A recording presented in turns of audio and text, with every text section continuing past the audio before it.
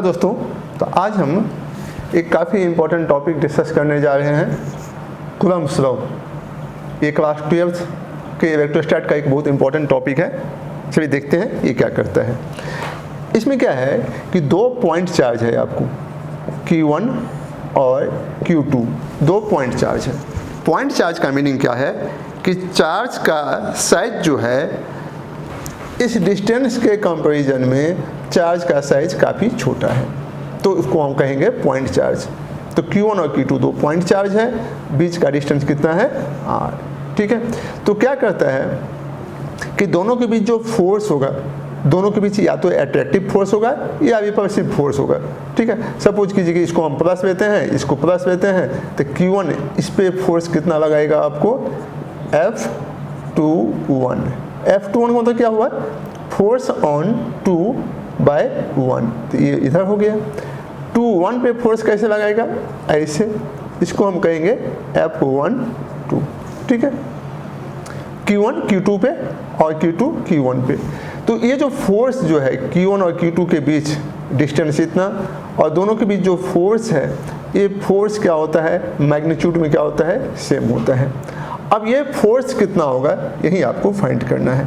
आप देख लीजिए एक बार फिर से कि Q1 क्या है, पॉइंट चार्ज, Q2 क्या है, पॉइंट चार्ज, दोनों के बीच का डिस्टेंस इतना है। Q1 Q2 पे फोर्स लगाता है, Q2 Q1 पे फोर्स लगाता है। दोनों फोर्स का मैग्नीट्यूड सेम होता है और दोनों फोर्स का डायरेक्शन अपोजिट होता है, यानी इक्वल एंड अपोजिट फोर्स लगता है।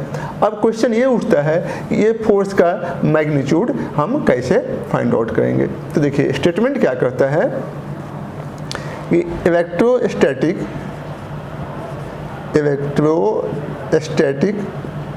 फोर्स बिटवीन पॉइंट चार्जेज, ठीक है।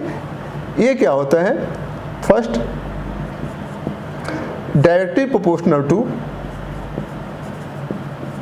Product of the magnitude of charges. Directly proportional है ये, product of the magnitude of charges. और सेकंड क्या है आपको, inversely proportional to square of the distance between them. तो ये है electrostatic force between charges, directly proportional to product of the magnitude of charges and inversely proportional to square of the distance. तो इसको हम कैसे लिखेंगे, फोर्स F, F का मतलब क्या हुआ, F का मतलब हो गया यही F12 कहिए, F12 का मैग्नीट्यूड या F21 का मैग्नीट्यूड, ठीक है। इसी को हमने क्या कहा, F। तो F क्या है, directly proportional to magnitude of charges, यानी Q1 और Q2 का मैग्नीट्यूड ऐसे, okay. F directly proportional to Q1 and Q2 और inversely proportional to square of the distance. ये स्टेटमेंट है आपको, ठीक है।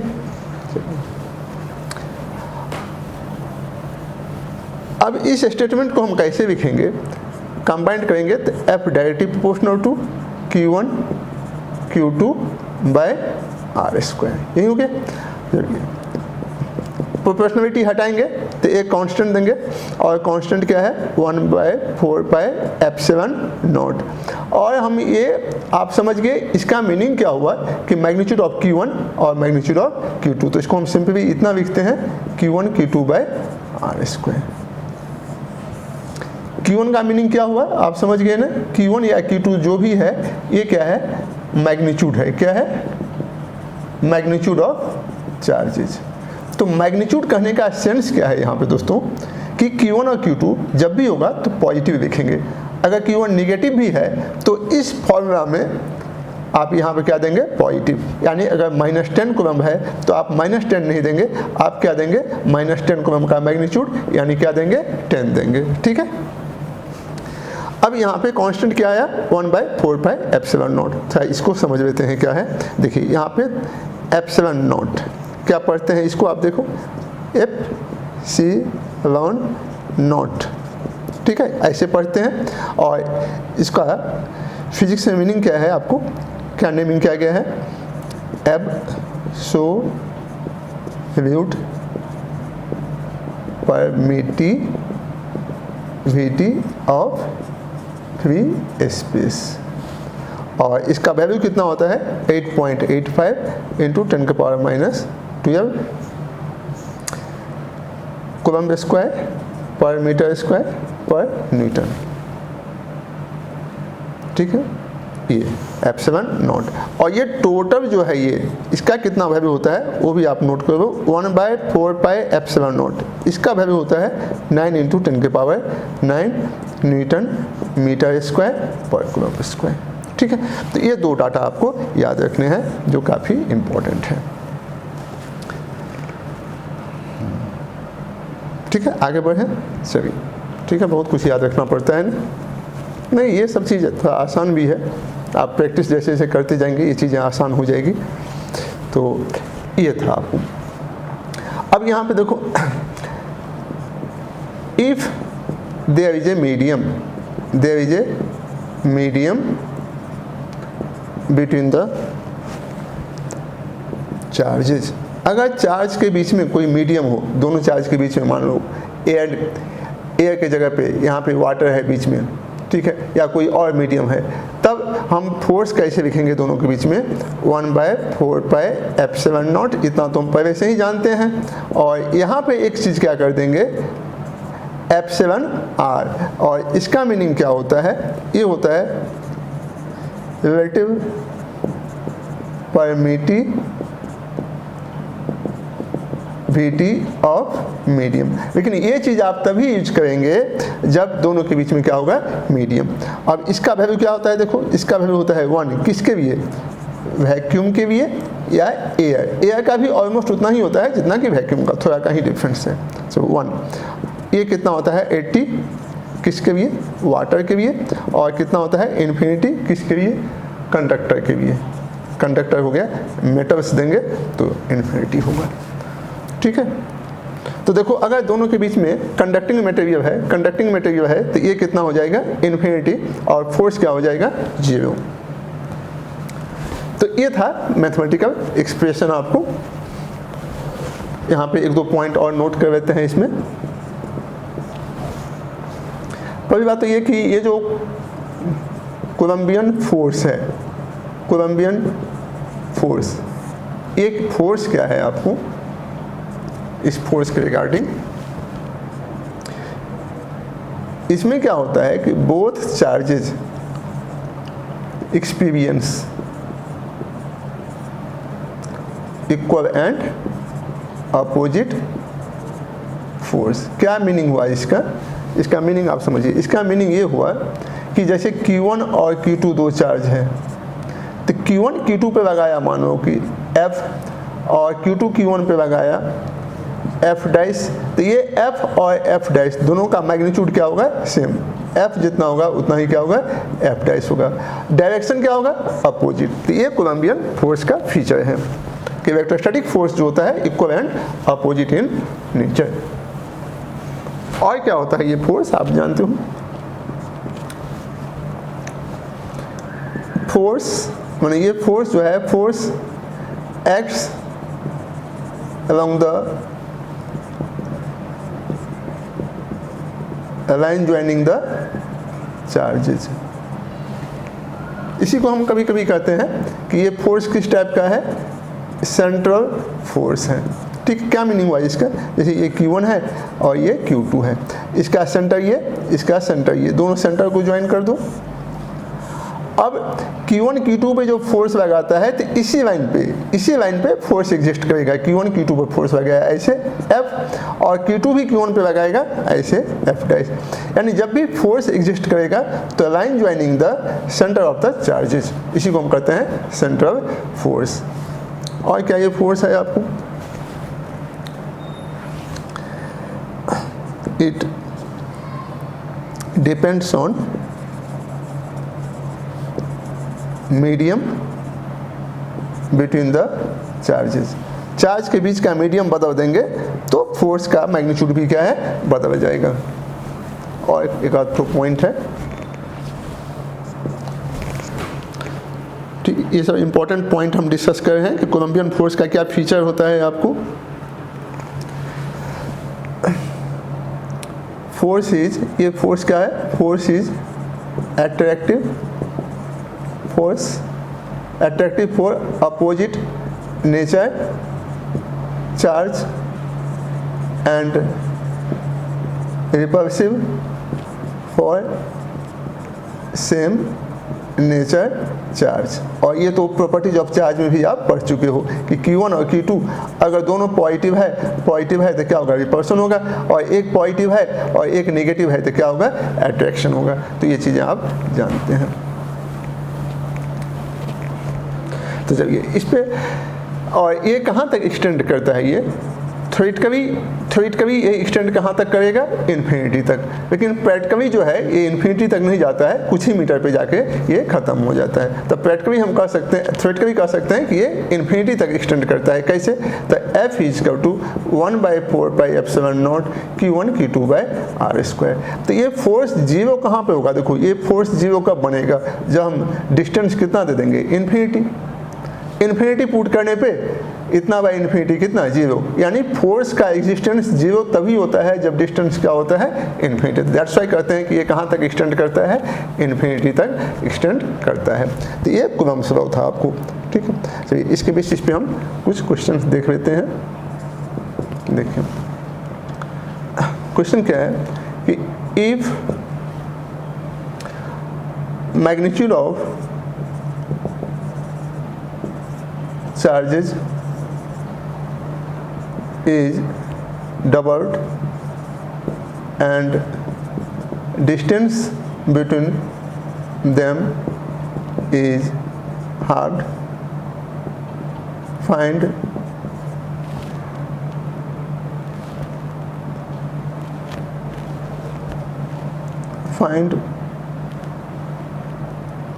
force if initial force is F0। ये है आपका फर्स्ट क्वेश्चन, ठीक है। देखिए क्या करता है, बहुत सिंपल क्वेश्चन हमने उठाया है कि Q1 और Q2 क्या है, दो चार्ज हैं। अब दोनों के बीच का फोर्स कितना है, मानो डिस्टेंस कितना है, r। तो F0 इज इक्वल टू क्या है कि 1/4πε0 Q1 Q2/r²। ये दिया हुआ है क्वेश्चन में, F0 is equal to 1/4πε0 Q1 Q2/r²। ये आपको दिया हुआ है।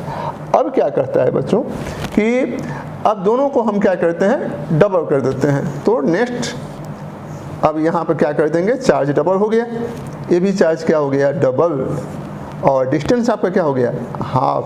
तो अब न्यू फोर्स कितना होगा, ठीक है।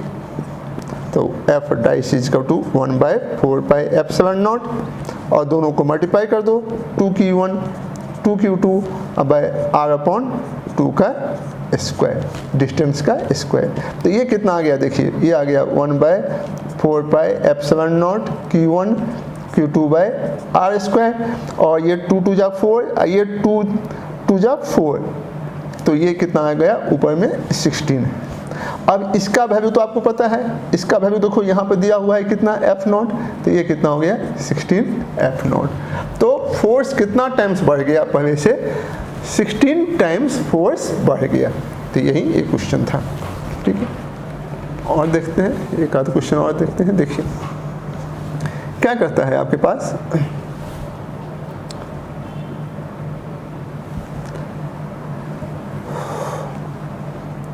Force between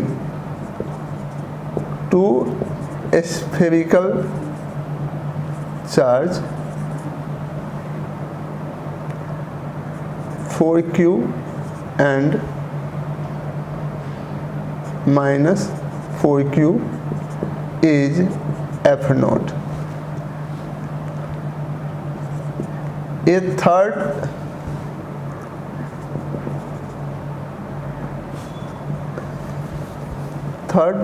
spherical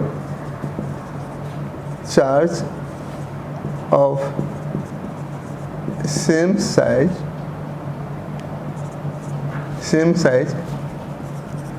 having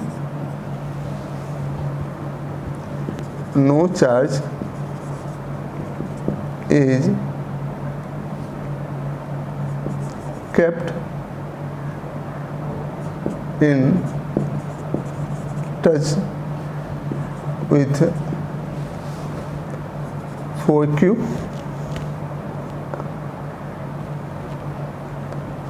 and then with minus 4q. Now find force between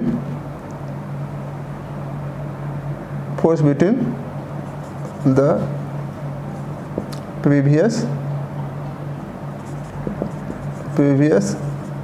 charges. बस देखो ये दो चार्ज हैं, क्वेश्चन को समझिए, ये दो चार्ज हैं, यानी क्या करता है क्वेश्चन, मैं समझा देता हूँ।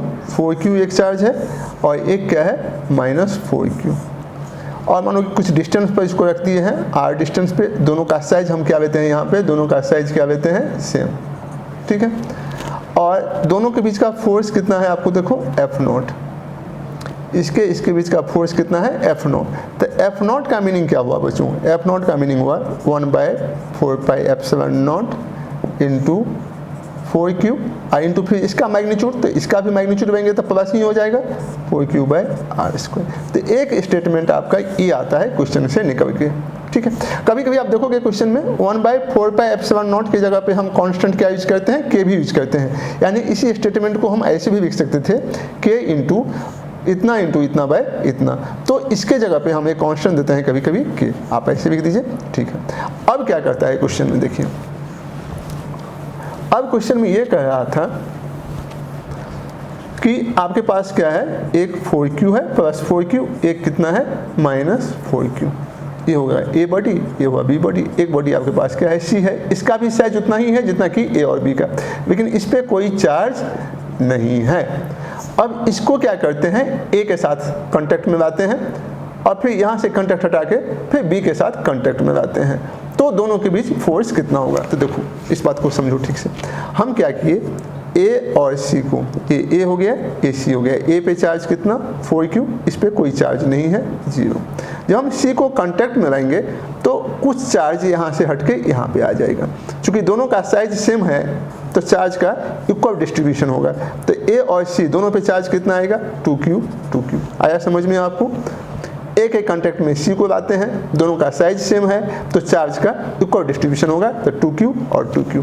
तो a पे अब चार्ज जो 4q था अब वो कितना हो गया, 2q। c पे कितना हो गया, 2q। अब इस c को किसके कांटेक्ट में लाते हैं, b के कांटेक्ट में लाते हैं। तो आप देखो b पे चार्ज कितना है माइनस 4q और c पे कितना है आपको 2q। जब कांटेक्ट में लाएंगे दोनों का साइज सेम है तो चार्ज का डिस्ट्रीब्यूशन होगा, तो हम टोटल दोनों चार्ज को ऐड कर देंगे। तो दोनों को ऐड कर देंगे तो ऐड करने पे देखो कितना आएगा, माइनस 2q आएगा। अब ये माइनस 2q दोनों पे डिवाइड हो जाएगा, तो b और c दोनों पे कितना चार्ज आएगा, माइनस q। कितना आएगा, माइनस q। तो आप देखिए अब जो है a पे कितना चार्ज बच गया, जो 4q था, a पे कितना बच गया 2q, और b पे कितना बच गया, आप देखिए b पे कितना बच गया माइनस q। दोनों के बीच डिस्टेंस तो ही रखेंगे, साइज सेम है। तो अब आप समझो जब दोनों के एक पे चार्ज कितना 2q, एक पे कितना माइनस q, बीच में डिस्टेंस r, तो अब फोर्स क्या हो जाएगा, देखो 1/4πε0 2q इंटू माइनस q, तो माइनस नहीं देते हैं, इतना बाय डिस्टेंस का स्क्वायर। ये हो गया F, ये हो गया न्यू फोर्स। ये क्या हो गया आपको, न्यू फोर्स, ठीक है। अब इसको एक्सप्रेस करना है इसके टर्म में, ठीक है। तो हम क्या करते हैं, दोनों को डिवाइड कर दूं, बेटर है दोनों को डिवाइड कर दूं। तो F/F0 लिख दो, F/F0 कितना आएगा, F/F0 करेंगे देखो, तो ये और ये कैंसिल हो जाएगा, r² कैंसिल हो जाएगा, तो Q² कैंसिल, तो कितना आएगा 2/16 1/8। तो F/F0 इज इक्वल टू 1/8, तो F इज इक्वल टू कितना हुआ, F0/8। तो यही आपका आंसर हो गया, ठीक है। तो इस तरह के कोई एक आपको कंडक्शन ऑफ चार्जेज पे भी डिपेंड था। हमने बताया था कि चार्ज को किसी बॉडी पे चार्ज कैसे प्रोड्यूस करते हैं, तो हमने बताया था 3 मेथड, फ्रिक्शन, कंडक्शन और इंडक्शन। तो कंडक्शन में क्या बताया था कि जब एक चार्ज बॉडी को अनचार्ज बॉडी के कांटेक्ट में लाते हैं तो अनचार्ज बॉडी भी चार्ज हो जाता है। तो ये इसी कंसेप्ट पे ये क्वेश्चन था। ठीक है, एक क्वेश्चन और देखते हैं। देखिए कि यहाँ पे है 2q और यहाँ पे कितना है -q। ठीक है, अब क्या करता है, ब्रिज का डिस्टेंस कितना 1 मीटर। क्या करता है, where should a third charge q naught be kept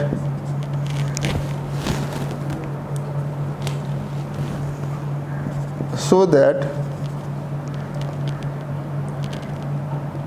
force on it is 0।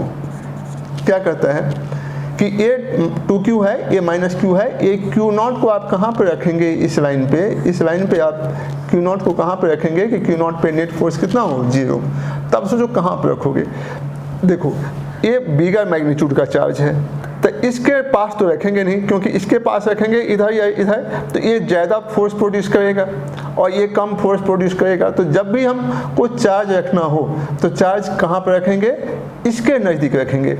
अब या तो इधर रख सकते हैं या इधर रख सकते हैं। तो देखो यहाँ पर रख के टेस्ट करते हैं। अगर हम यहाँ पर रखते हैं तो 2q इसमें क्या देगा, रिपल्शन, क्योंकि ये भी पॉजिटिव तो रिपल्शन, और -q क्या देगा इस पे, अट्रैक्शन। तो अगर यहाँ पे हम रखते हैं q नॉट को तो इस पे एक ही डायरेक्शन में फोर्स लगता है, दैट्स वाई इस पे फोर्स कभी 0 नहीं होगा। तो हम यहाँ पे चार्ज को नहीं रखेंगे, हम चार्ज को कहाँ पे रखेंगे, यहाँ पे रखेंगे। अब यहाँ पे रखेंगे तो इस पे 0 आ सकता है। कैसे, देखो ये 2q इस q नॉट पे क्या देगा, रिपल्शन, और ये -q नॉट क्या देगा इस पे, अट्रैक्शन। तो यहाँ पे 0 बन सकता है। तो ये डिस्टेंस आपका 1 मीटर है, इस डिस्टेंस को कर दो आप x। ठीक है, 2q इस पे कितना फोर्स, 2q लगाया, इस पे फोर्स कितना, F बाय हम दे देते हैं कितना 2q और ऑन q नॉट, और ये -q इस पे लगाता है फोर्स कितना F। ये ऐसे लिखो, इसको इतना डिटेल करने की, 2q q नॉट का फोर्स लगाता है, इसको हम कर देते हैं F 2q बस। ठीक है, यानी बाई 2q, और ये इस पे एक -q नॉट कितना लगाता है, F -q। ठीक, अब इस पे नेट फोर्स 0 का मतलब क्या कि ये फोर्स इज इक्वल टू ये फोर्स। तो हम क्या लिखेंगे, F 2q is equal to कितना, F -q। 2q कितना लगाता है इस पे, देखो 1/4 pi epsilon not 2q into q not, अब बाय डिस्टेंस यहाँ से यहाँ तक, ये तो हो गया 1 मीटर, ये x, 1 + x का स्क्वायर, और यहाँ पे देखिए 1/4 पाई एप्सिलॉन नॉट, और दोनों के बीच का फोर्स देखो कितना, q नॉट, इंटू माइनस नहीं देते हैं, क्या देते हैं q, और बाय डिस्टेंस कितना x स्क्वायर। तो आप इस तरह से सॉल्व कर दिए। ठीक है, तो ये और ये कैंसिल हो गया, q नॉट कैंसिल, तो यहाँ पे क्या बचा 2/1 + x का स्क्वायर, और यहाँ पे 1/x स्क्वायर। ठीक है, इसको आप सॉल्व कर देंगे, इसको सॉल्व कर देंगे तो क्या आएगा, देखिए दोनों तरफ रूट कर दो, तो रूट कर देंगे तो √2/1 + x, यहाँ पे 1/x मल्टीप्लाई कर दो, √2x is equal to 1 + x, तो √2 - 1, यहाँ पे x को इधर कर देंगे 1, x इज इक्वल टू 1/√2 - 1। तो यही आंसर हो गया। इसको आगे बढ़ाना चाहेंगे तो √2 + 1 से मल्टीप्लाई कर दो, तो ऊपर में आ गया √2 + 1, और नीचे में a - b, a + b क्या होता है, a² - b²। तो इसको सॉल्व करेंगे दोनों को, तो ये कितना हो जाएगा, √2 का स्क्वायर - 1 का स्क्वायर, 2 - 1 कितना 1। तो आपको आंसर कितना आया, √2 + 1, यानी 1.4 + 1 यानी कितना 2.4, इतना मीटर में होगा 2.4 मीटर। ठीक है, तो यहाँ पे हमने कूलम्ब लॉ का कुछ इंपॉर्टेंट क्वेश्चन देखा। तो इस लेक्चर को हम यहीं पे फिनिश करते हैं, और नेक्स्ट लेक्चर में कूलम्ब लॉ से कनेक्टिंग कूलम्ब लॉ का वेक्टर फॉर्म पढ़ेंगे, तो वो आपको यहाँ बता देते हैं। नेक्स्ट में हम क्या पढ़ेंगे, कूलम्ब लॉ का वेक्टर फॉर्म, और उसके बाद फिर हम पढ़ेंगे आपको कूलम्ब लॉ पे कुछ इंपॉर्टेंट प्रॉब्लम्स डिस्कस करेंगे। तो इस पार्ट को बच्चों यहीं पे ख़त्म करते हैं, फिनिश करते हैं। Okay, thank you.